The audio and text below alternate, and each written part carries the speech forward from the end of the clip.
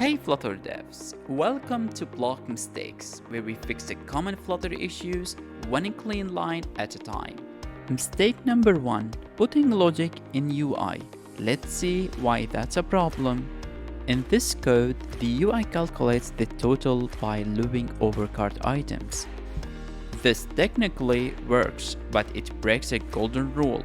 Your UI should never handle business logic. The question is why? Because now the widget is doing more than just displaying data. It's thinking and it's not its job. Basically, the fix here is just move the logic into your block. Calculate the total when the state is emitted and pass it along. So instead of doing math in your widget, you do it like this. And now in the UI, all you need just displaying data like this. So it's a clean and simple and testable. Why it matters? When logic lives in the block, your app becomes easier to test, easier to scale, and easier to understand. The UI stays dumb, just the way it should be.